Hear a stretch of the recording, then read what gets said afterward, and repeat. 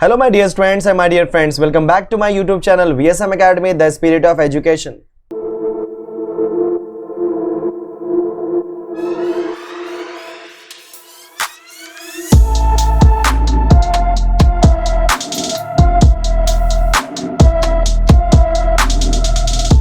So guys, last lecture में मैंने आपको एक्सप्लेन किया था सारे फॉर्मलेस ट्रिग्नोमेट्रिक फंक्शंस के, मतलब इनवर्स फंक्शंस के. सो एटलीस्ट आपको वो रेंज पता होना चाहिए. अगर आपको याद नहीं है तो प्लीज़ मैं एक बार दिखा देता हूं आपको. तो लास्ट टाइम मैंने आपको ये सारे रेंज सिखाए थे कि साइन इनवर्स के रेंज क्या होते हैं, cos inverse, tan inverse, cot inverse, sec inverse, cosec inverse. At least आपको ये सारे के सारे रेंजेस पते होने चाहिए. तो साइन इनवर्स का रेंज बोलो क्या होता है बच्चों, क्लोज इंटरवल ऑफ -π/2 से +π/2. टैन इनवर्स का open interval of -π/2 to +π/2. Cosec inverse of x का बोलो क्या हो जाएगा, -π/2 +π/2 -0. And cos inverse, cot inverse और सेक इनवर्स में बोलो क्या होता है 0 to π, 0 to π, 0 to π. And you can check कि कहाँ पे ओपन इंटरवल है, कहाँ पे क्लोज इंटरवल है, कहाँ पे किस चीज़ को रिमूव करना है. क्लियर. तो अब हम लोग इसके ऊपर बहुत सारे डिफरेंट टाइप से क्वेश्चन करने वाले हैं. सो क्वेश्चन एग्जाम में क्या पूछेगा, find the principal values of the following. तो आपको एक क्वेश्चन मान लो लिखता हूं मैं, साइन इनवर्स ऑफ 1/2. मुझे इसकी वैल्यू फाइंड करनी है. तो बहुत इजी सोल्यूशन है बच्चों, ज़्यादा दिमाग लगाने की जरूरत नहीं है. ध्यान देना, सबसे पहले आपको करना क्या है, इसको लेट करना है. So let sine inverse of 1/2 is equal to, आपने क्या कर लिया, x कर दिया, या कोई भी एक वेरिएबल लिख सकते हो. अब ये जो इनवर्स वाला फंक्शन है, कोई भी इनवर्स फंक्शन उसको भेज दो राइट हैंड साइड में, मतलब इनवर्स से हटा दो उसको. तो यहाँ पे क्या बचेगा बच्चों, 1/2, और वहाँ पे साइन इनवर्स जाएगा राइट हैंड साइड में, क्या बन जाएगा, साइन ऑफ एंगल क्या है, x. तो इसको मैं लिख सकता हूँ sine what, x, that is equal to 1/2. अगर हमारा साइन x इक्वल टू 1/2 है, अब जो आपको दिमाग लगाना एग्जैक्टली करना कैसे है, तो साइन x इक्वल टू 1/2 है. अब बताओ साइन के टेबल में 1/2 का होता है बच्चों, अगर आपको याद होगा साइन 30 डिग्री, 30 मतलब क्या होता है बोलो, π/6. तो हम क्या बोलेंगे, बट साइन π/6 की वैल्यू क्या होती है बोलो, 1/2. देयरफॉर साइन x की वैल्यू क्या हो जाएगी, साइन π/6. सो जब मैं कंपेयर करूंगा तो बोलो कंपैरिजन में x को कंपेयर करोगे तो कंपैरिजन किस तरीके से करोगे, साइन को साइन के साथ देखोगे और x को π/6 के साथ देखोगे. तो जो मेरा x है बोलो, x की वैल्यू क्या हो जाएगी बच्चों, यस, π/6. और आपने x किसको कंसीडर किया था यहाँ पे, साइन इनवर्स ऑफ 1/2 को कंसीडर किया था, दैट इज योर x, मतलब π/6 आ गया हमारे पास वैल्यू. इसे हम बोलते हैं प्रिंसिपल वैल्यू या solution of the given function. सोचो अगर यही क्वेश्चन दिया होता, ध्यान देना सब लोग मैं क्या बात कर रहा हूँ यहाँ पे, अगर यही क्वेश्चन दिया होता साइन इनवर्स ऑफ -1/2, देखो प्लस का भी सिखाऊंगा माइनस का भी सिखाऊंगा, ज़्यादा कंफ्यूज मत होना, ठीक है. कई सारी चीज़ें बच्चे कंफ्यूज होते हैं, कहाँ पे सर हम लोग को अलाइड एंगल का फॉर्मूला अप्लाई करना चाहिए, कहाँ पे अलाइड एंगल का फॉर्मूला अप्लाई नहीं करना चाहिए, तो वो सारी चीज़ें मैं बताता हूँ, ध्यान देना. तो साइन इनवर्स ऑफ -1/2 है मुझे, तो सबसे पहले हम लोग क्या करेंगे, सोल्यूशन में लिख देंगे, क्या लिखेंगे बोलो, लेट. क्या लेट करेंगे बोलो, sine inverse of -1/2 is equal to, हमने ले लिया x. तो हम जब साइन को भेजेंगे राइट हैंड साइड में तो -1/2 यहीं पे रखो, साइन इनवर्स वहां पे जाके क्या बन जाएगा बच्चों, साइन x.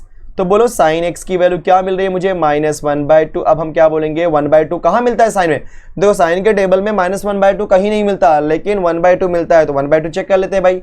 तो साइन π/6 बराबर ना 30 डिग्री क्या होता है, 1/2.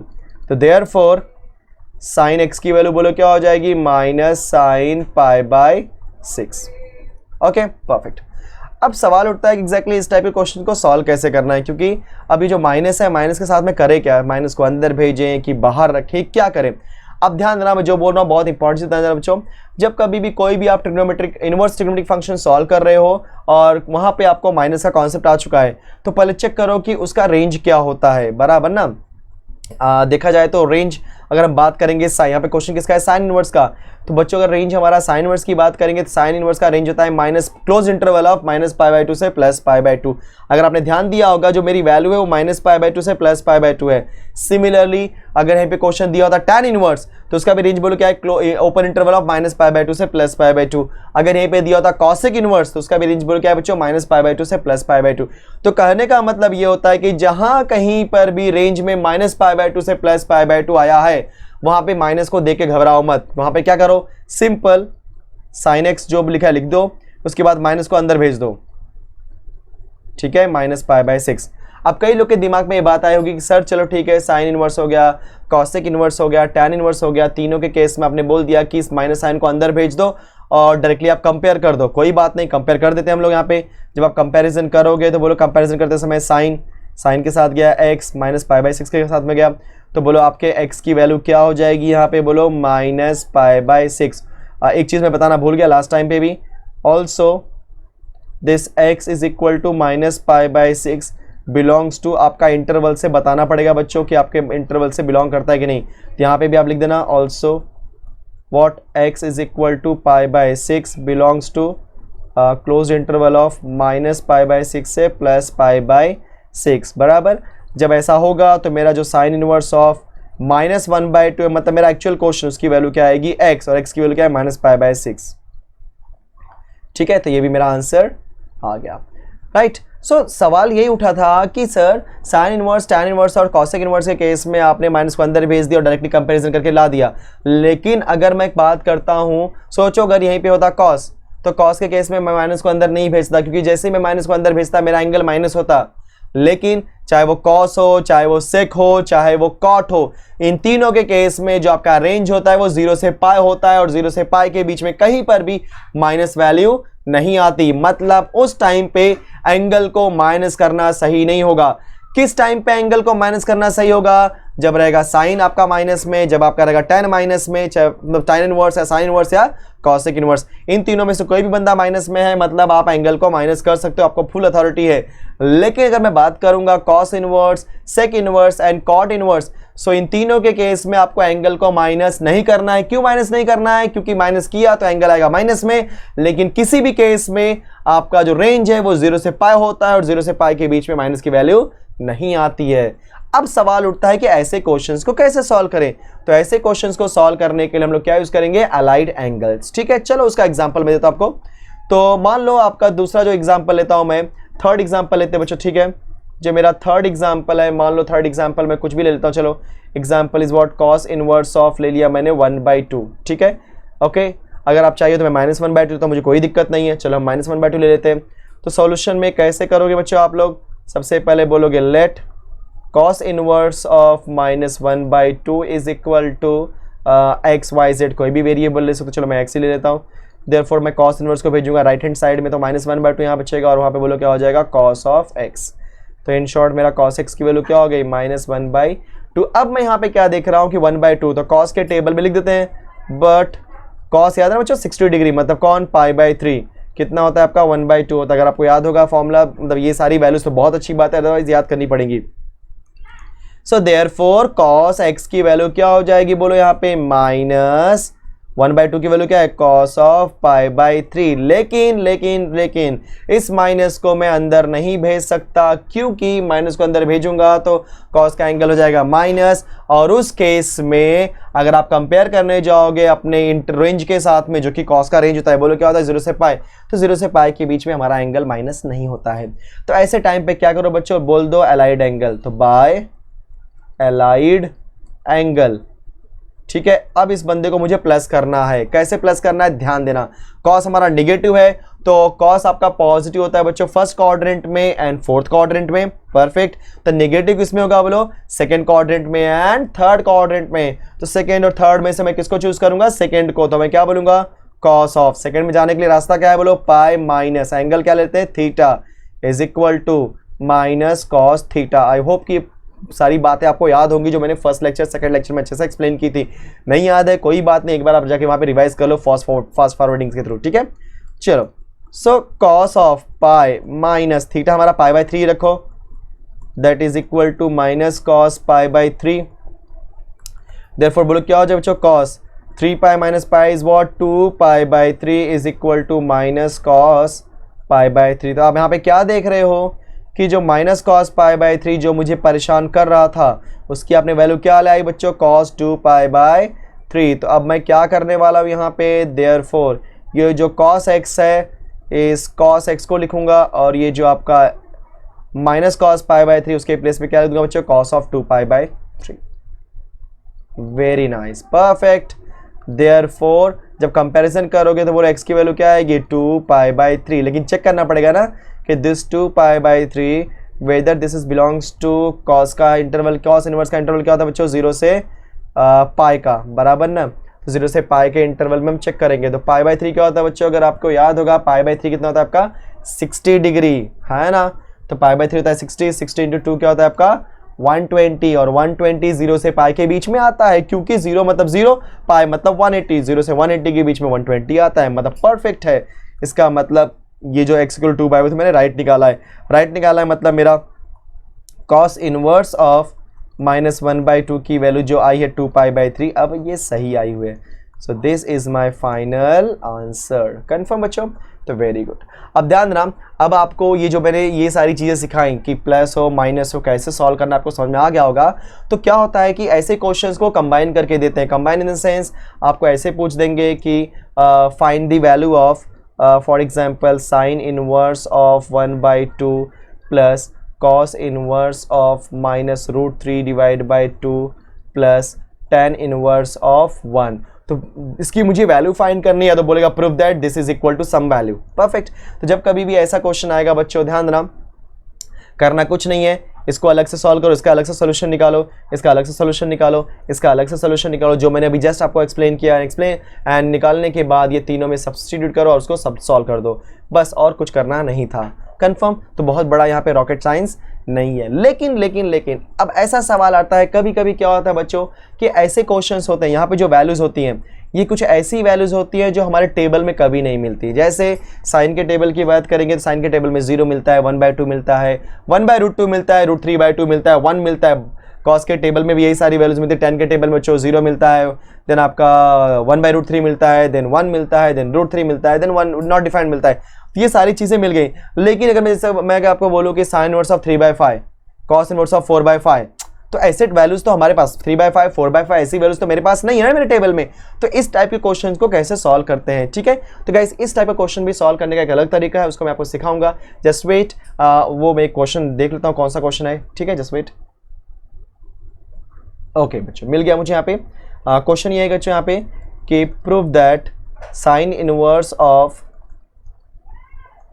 3/5 plus cos inverse of 12 divided by 13 is equal to sin inverse of 56 divided by 65। क्या बात है, अच्छा क्वेश्चन है। अब यहाँ पे आप sin इनवर्स ऑफ 3/5 दिया है, cos इनवर्स ऑफ 12/13 दिया है। तो बच्चों ऐसे क्वेश्चन को आप डायरेक्टली टेबल के थ्रू नहीं कर सकते, क्योंकि डायरेक्टली नहीं बोल सकते बट या we know that this equal to this is 1, तो ऐसा हम नहीं बोल सकते, राइट ना।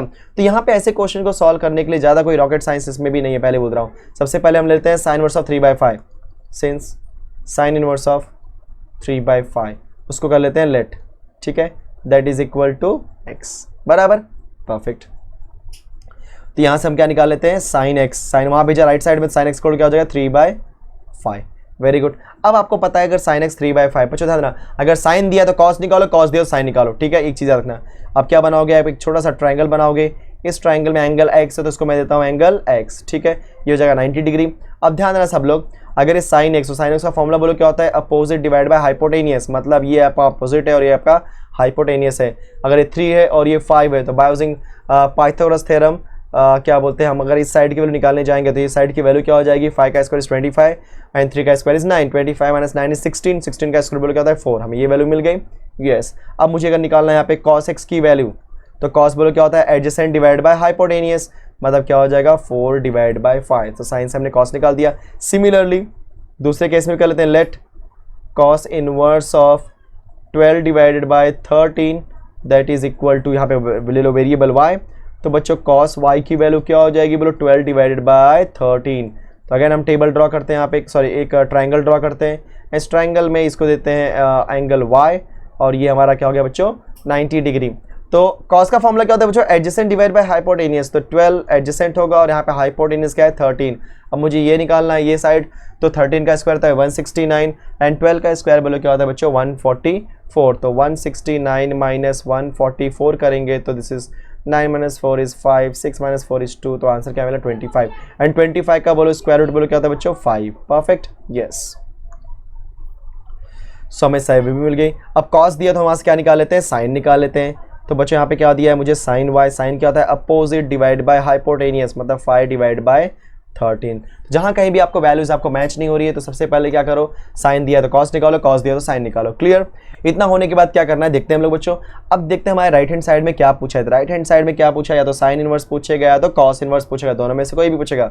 कंफर्म। अगर यहाँ पे साइन इनवर्स दिया है तो साइन का फॉर्मूला अप्लाई करना है, और कॉस इनवर्स दिया है तो कॉस का फॉर्मूला अप्लाई करना है। अब सवाल उठता है कि फॉर्मूला कौन सा अप्लाई करना है, तो बच्चों कौन सा फॉर्मूला अप्लाई करेंगे हम लोग, कंपाउंड एंगल का। तो यहाँ पे साइन दिया तो कंपाउंड एंगल का फॉर्मूला अप्लाई करते हैं, तो बोलो क्या हो जाएगा, साइन ऑफ एंगल एक्स और वाई, तो क्या बोलेंगे एक्स प्लस वाई। हमेशा प्लस वाला ही फॉर्मूला अप्लाई करना होता है, माइनस वाला बहुत रेयरली होता है, आपको नहीं दिया सिलेबस में, आपको देगा भी नहीं। तो sine of x plus y, तो साइन का फॉर्मूला क्या होता है बच्चों, साइन कॉस, कॉस साइन। ये मेरा तरीका याद करने का। एंगल एक्स वाई तो x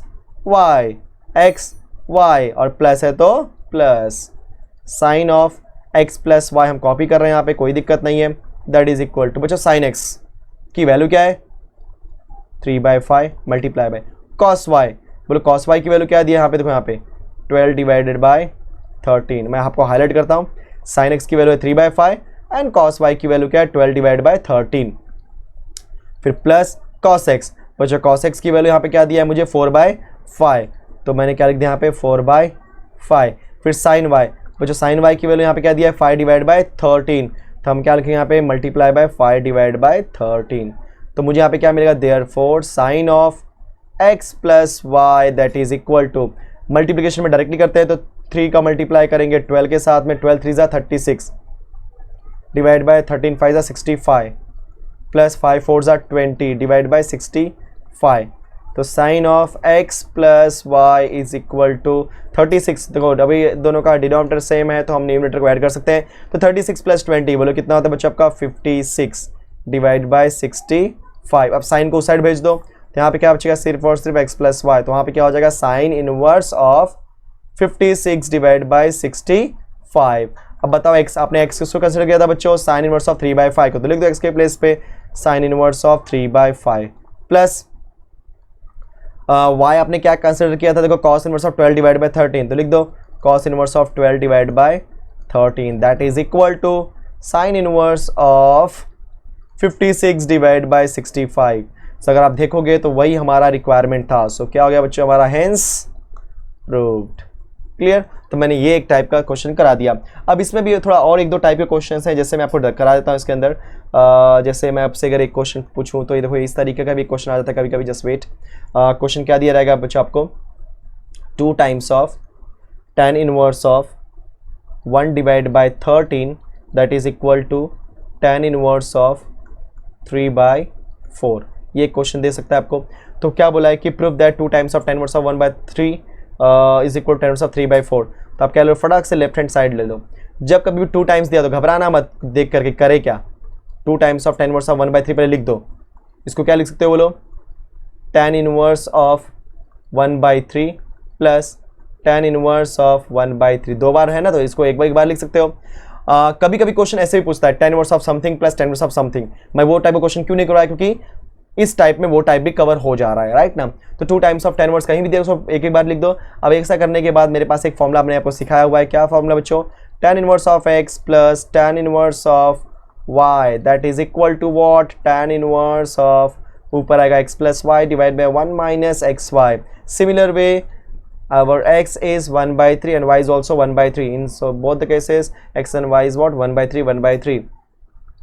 so I'm going to apply the formula। जब मैं जैसे फॉर्मूला अप्लाई करूंगा बोलो क्या हो जाएगा बच्चों, tan inverse of x plus y, तो 1/3 plus 1/3 whole divide by 1 minus x into y, 1/3 into 1/3। So बोलो क्या हो जाएगा आपका यहाँ पे tan इनवर्स ऑफ 1/3 प्लस 1/3 बोलो क्या होता है 2/3 एंड नीचे 1/3 into 1/3 is what 1/9। Okay, so that is equal to tan inverse of 2/3 हमने कॉपी किया, 9 1 9, 9 माइनस 1 क्या हो जाएगा आपका 8 divide by 9। Clear. So that is equal to tan inverse of 3 sorry this is एक मिनट, दिस इज 8 है ना। सो 2 1 2, 2 4 8, 3 3 9, तो 1 डिवाइड बाय 4/3 मुझे मिला। एंड जिसको और मैं सिंप्लीफाई करूंगा तो बोलो मुझे क्या हो जाएगा, tan inverse of this is बच्चों 3 divided by 4 and which is your right hand side that is equal to right hand side. So hence proved. देखा कितना आसान क्वेश्चन है। तो लोगों को लगता है डिफ़िकल्ट क्योंकि एक वे नहीं होता है एक्सप्लेन करने का, तरीका नहीं होता है बताने का, इसलिए डिफ़िकल्ट लगता है बच्चों को। एंड बट ध्यान देना, अगर आप यहाँ से कोई भी चीज़ें सीखोगे तो मैं आपको एश्योरिटी देता हूँ कि आपको बहुत ही बेस्ट वे से आपको मैं सिखाने की कोशिश करूँगा। आप ट्रस्ट रखो, अगर आप जब तक आपको ट्रस्ट नहीं बनेगा तब तक आप मुझसे कुछ भी चीज़ नहीं सीख सकते। सबसे इंपॉर्टेंट बात है यहाँ पे विश्वास और ट्रस्ट। जब तक आपको मेरे पर विश्वास नहीं है कि हाँ ये बंदा मुझे टीच कर सकता है कि नहीं कर सकता, तब तक मैं आपको टीच नहीं कर पाऊंगा।